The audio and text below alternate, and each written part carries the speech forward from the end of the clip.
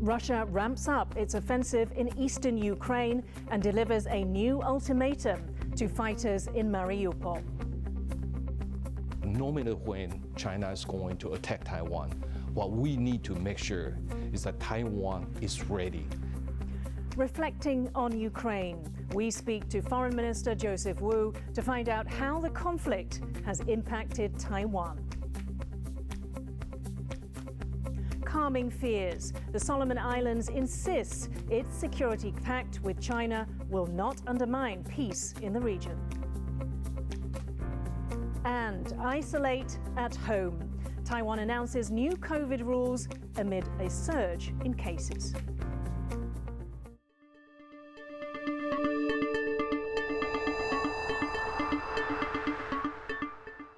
A warm welcome to TaiwanPlus News. I'm Yin Khvat. Russia has issued another surrender ultimatum to Ukrainian soldiers in the southern port city of Mariupol. The deadline expires later on Wednesday, but Ukrainian forces have already vowed to keep fighting. The besieged city is under heavy shelling as Moscow seeks to make more gains in Ukraine's east. James Chater reports. As Moscow's bombardment of Ukraine's Donbas region ramps up, suggestions that Russia is meeting fierce resistance along the 480-kilometre front line. Britain's defence ministry said that despite intensified Russian shelling in the country's east, Ukraine has repelled numerous attempted advances by Russian forces. In the southern port city of Mariupol, smoke continues to rise from the Azovstal steelworks. The sprawling steel plant has become a base for the last Ukrainian soldiers still in the city. Mariupol's deputy mayor said Russian claims they were opening a humanitarian corridor in the city could not be trusted. It would be good if they would allow civil citizens to leave Azovstal territory or to leave the city, but they didn't allow this for 50 days. Why should they allow this now? In New York, the UN Secretary General repeated calls for a temporary ceasefire, this time urging a 4-day humanitarian pause to allow civilians safe passage from Ukraine's east. Humanitarian needs are dire. People do not have food, water, supplies to treat the sick or wounded, or simply to live day to day.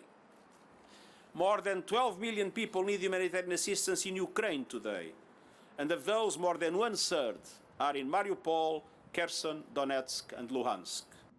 The Secretary-General's comments came as a Russian delegate to the UN said the West was using Ukrainians for their own means.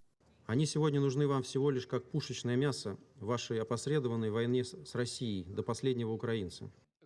As Ukrainians count the cost of the war to their lives and their country, the reverberations of Russia's invasion are being felt around the world.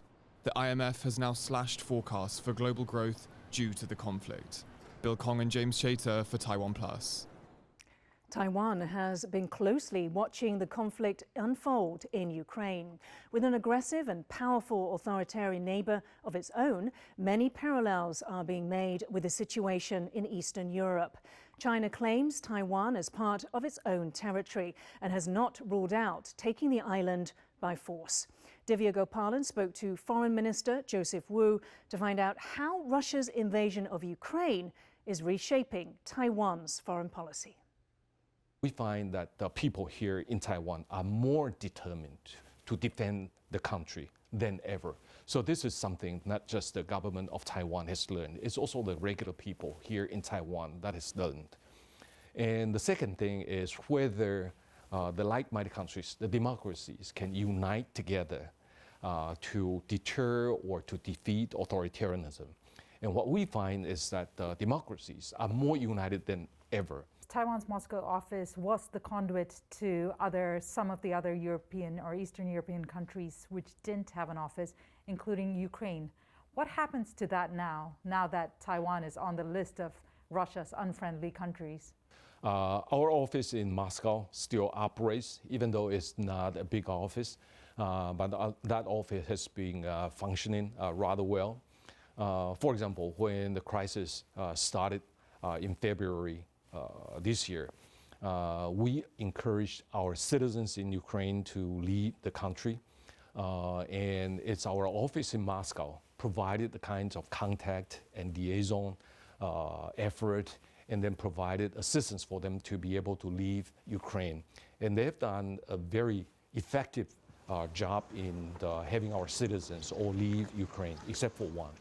So our office there has been carrying a very important mission for us. It's not just serving as a liaison in between Taiwan government and the Russian government, but it's also a very important organization to make sure our citizens in that area stays protected by the Taiwanese government. And I'm sure it will continue to operate in Moscow. Security analysts say it'll be about 5 years, given China's development of its weapons, particularly its amphibious weaponry, 5 years before China makes a move, far more aggressive move, even invades Taiwan. Is that the same timeline the Taiwan government is working with? We don't work with that kind of timeline. There are many analyses by the Western military experts or government officials or Indo-PACOM officials. They are looking at different time period where China may launch attack against Taiwan. But the way we look at it is that what China has been doing is very obvious already.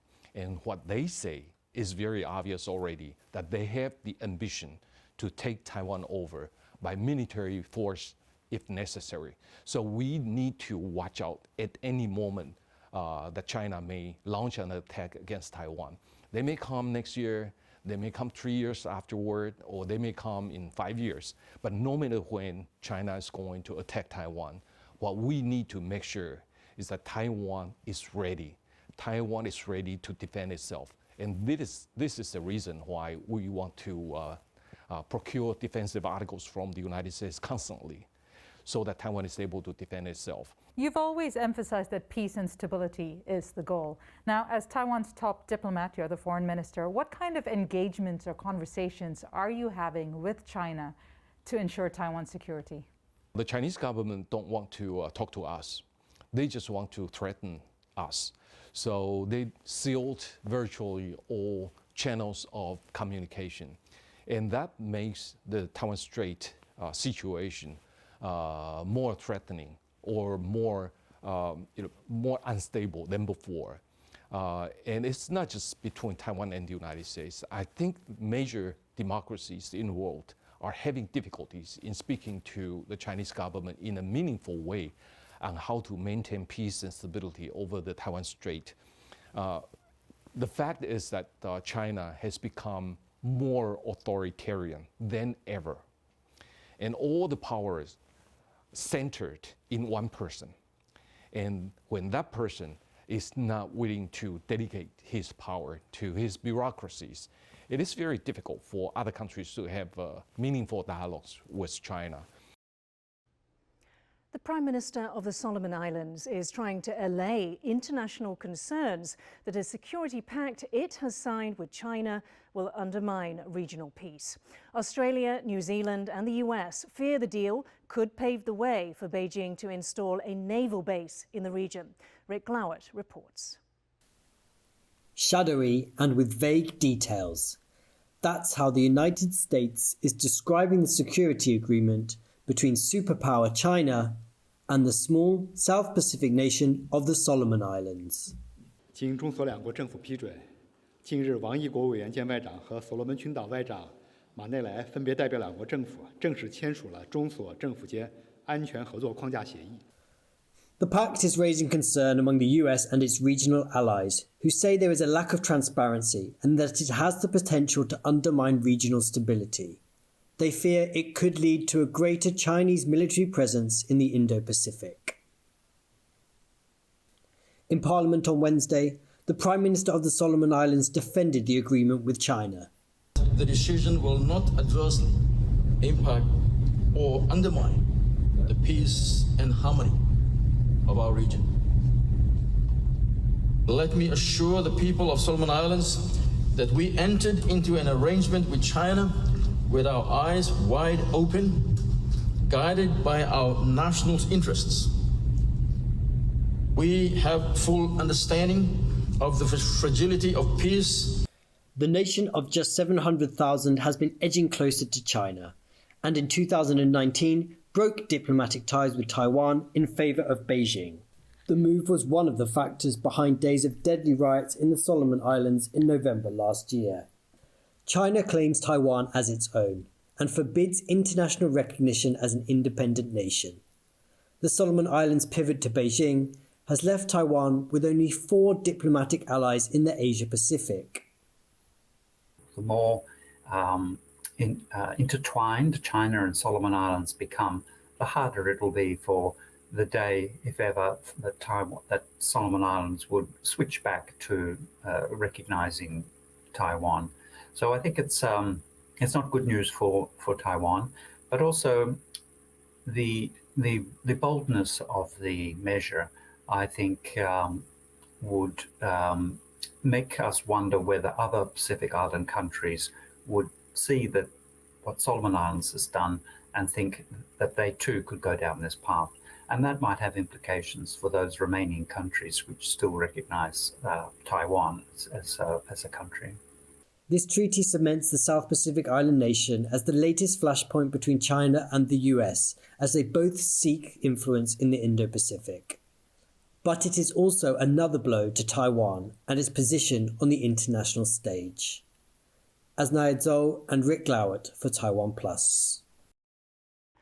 Prosecutors in Taiwan have charged 9 people with violating human trafficking laws in connection with allegations of poor treatment of migrant fishermen. The district prosecutor's office in the southern city of Kaohsiung says that the 9 defendants include the captain and first mate of a Taiwanese fishing boat called the Da Wang. In 2019, environmental group Greenpeace published reports of alleged abuse and the death of an Indonesian fisherman on the boat.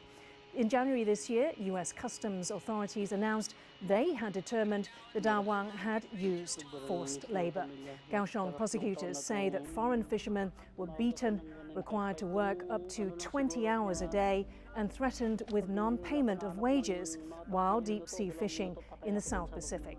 Taiwan has the world's second largest distant water fishing fleet. Activists have long said migrant fishermen suffer abuses, but Taiwan fishery authorities say cases are rare. The Taiwan Railway Labour Union says it's considering strikes on major public holidays throughout the year. It follows an announcement that 90% of members would strike on Labour Day on May 1st in protest of a government ban to turn the Taiwan Railways Administration into a state-run corporation. Transportation Minister Wang Guocai says the move would make Taiwan's railway network safer, but the union says it could lead to cuts to workers' benefits.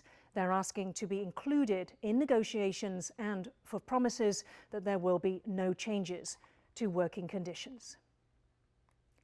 Taiwan continued to see record high numbers of daily domestic COVID-19 infections on Wednesday, with 2,386 new confirmed cases. That's up about 40% from the day before, and the first time the country has recorded over 2,000 local infections in a single day. To stop hospitals and quarantine centres becoming overloaded, new rules mean patients with mild symptoms can recover at home. Eric Gao has the details. Previously almost COVID-free, Taiwan has seen record numbers of domestic cases for days in a row. To conserve medical resources, the government has decided to allow patients with mild or no symptoms to isolate at home. Almost half of the country's 22 cities and counties are now going by the new rules. 要求在还没有启动的在1周里面要来启动，在各县市都要启动。COVID-19 确诊个案居家照护的管理。 1,800 pharmacies nationwide will deliver medication to isolating patients, with orders placed through the EO Care app. 要是送药到指定的地方，要拍照，然后电话联络当事者，指导他怎么用药，也可以用视讯。 Tuesday saw the death of a 2-year-old from COVID, the country's first child victim of the pandemic. The boy's parents claim bureaucratic delays to his hospitalization may have been a factor in his death. This has sparked a rethink of how children are treated for the disease. 今天我们下午要来请儿科儿科相关的专家大家来召开，那能够不管是从送医的指引或相关需要注意的事项，都会做讨论。Over the weekend, Taiwan's Food and Drug Administration authorized emergency use of the Moderna vaccine for children aged 6 through 11, but it is still unknown when these doses will arrive. Chris Ma and Eric Gao for TaiwanPlus. Taiwan has reduced prison sentences for growing marijuana or cannabis for personal use. Though marijuana use remains illegal in the country, the minimum sentence for growing the drug for personal use has been reduced from 5 years to 1. People caught growing cannabis with intent to supply still face a minimum sentence of 5 years. The move is seen as a recognition that previous penalties for marijuana offences were disproportionate. Coming up, a very special leopard cat moment that was 436 days in the making. We'll explain after the break.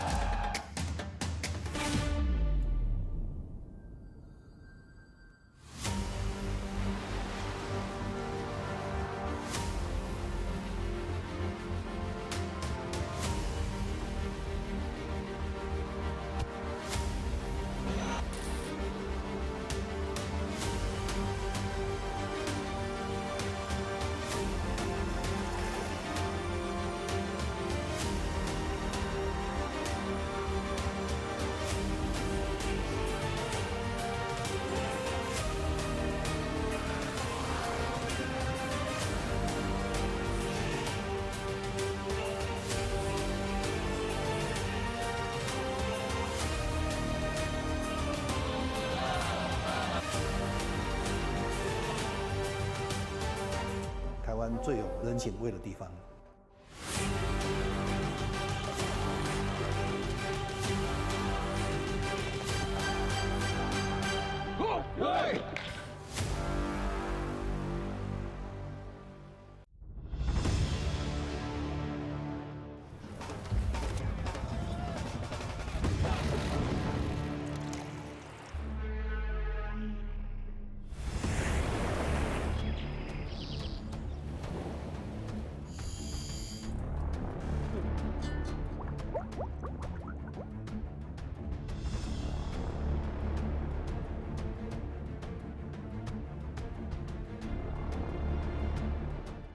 Thanks for watching Taiwan Plus. For more great stories from Taiwan and around the world, please download the Taiwan Plus app.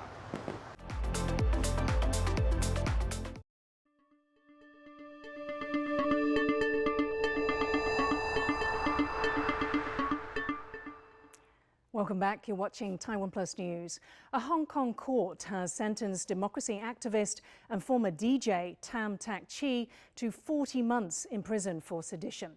Tam was convicted last month under a colonial-era law outlawing offences against the British Crown. He was found guilty of uttering slogans deemed seditious since the imposition of the city's national security law 2 years ago. While he wasn't charged under this law, its provisions allowed police to hold Tam in pre-trial detention for over 20 months and to try him under a hand-picked judge. A local lawyer with the advocacy group Hong Kong Rule of Law Monitor, who asked not to be identified, says the presiding judge ignored challenges about the law's constitutionality. So if we look at sedition laws which exist elsewhere, they typically require an element of violence, that a person who is accused is inciting the public to use violence against the state. In comparison, the Hong Kong law has a much lower threshold. And indeed, a lot of states have now abolished this offence of sedition, and this includes the UK, on which the terms of Hong Kong sedition offence is based. The defence raised a number of arguments relating to the constitutionality of this offence, whether it's proportional and whether it is prescribed by law, as in whether it's sufficiently certain for members of the public to guide their conduct. The judge in Tan Tachi's case failed to apply this test at all or even make any reference to it. His judgment was quite disappointing. The leaders of New Zealand and Singapore say their countries will work together to develop low-carbon shipping and sustainable aviation. Prime Ministers Jacinda Ardern and Lee Hsien Loong say that climate change is an existential challenge and that the world cannot return to business as usual. Singapore is one of the world's most important ports, and its maritime industry uses a significant amount of fossil fuels. The country's ties with New Zealand rely on carbon-intensive long-haul flights. The leaders also used the summit in Singapore to condemn Russia's invasion of Ukraine. Ardern says New Zealand is pushing China to respond. What is happening in Ukraine is an assault on a country's sovereignty and their territorial integrity. And you'll find countries like China referencing that and raising that as an issue. And so we continue to encourage at every level China to continue to acknowledge what the Ukraine conflict represents for the world. One person has died and 13 others have been injured after police fired on protesters in Sri Lanka. The shooting happened on Tuesday as police tried to disperse demonstrators blocking a railway line in the central town of Rambukana. Sri Lanka is facing a crippling economic crisis with critical shortages of food, fuel and medicine. Tens of thousands have taken to the streets since the country ran out of foreign reserves. US Ambassador Julie Chung has called for an independent investigation into the killing. The United States has become the first country to ban anti-satellite missile tests. US Vice President Kamala Harris made the announcement at Vandenberg Space Force Base in California. It comes after Russia conducted an anti-satellite missile test in November that resulted in over 1,500 pieces of space debris, forcing US astronauts aboard the International Space Station to seek shelter. Harris said she hopes other nations will follow in imposing similar limitations. I am pleased to announce that as of today, the United States commits not to conduct destructive, direct ascent, anti-satellite missile testing. Simply put, these tests are dangerous, and we will not conduct them. We are the first nation to make such a commitment, and today, on behalf of the United States of America, I call on all nations to join us. For the first time in more than a decade, Netflix has reported a loss in its subscribers. The online streaming platform says around 200,000 people cancelled their subscription in the first 3 months of the year. Netflix raised its prices for US and UK customers earlier this year and pulled out of Russia in response to the war in Ukraine. The service says it plans to offer a cheaper subscription that contains some advertising as it seeks to win viewers back. It's hard to believe it, but Hong Kong swimmer Jodie Lee is running out of time to qualify for the Olympics. The 15-year-old swimmer only has 2 years left to grab a spot at the 2024 Games in Paris. Pandemic restrictions in Hong Kong have kept the pools closed and forced Lee to practice in the ocean, where he has to fight wind and waves. When the city began shutting public beaches as well, Lee moved his training indoors.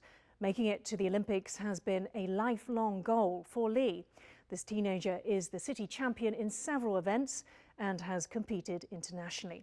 He may have lost valuable training time because of the COVID pandemic, but he says he's not going to let that stop him from achieving his goals. With only 2 years left and with us currently being in a pandemic, things will get especially hard for me in terms of trying to qualify for the Olympics. But there's one word which I like to carry along with myself, which will carry through: determination. Taiwan's endangered leopard cats have started using an animal crossing built over a year ago to help keep them safe from cars. But up until recently, they had ignored it. Wei Zhonglu has the details. A cautious leopard cat carefully checks its surroundings before jumping on top of the new crossing. Although it didn't cross inside the tunnel, it's still a big achievement for the Miaoli County government in central Taiwan. They have been waiting for this moment for 436 days.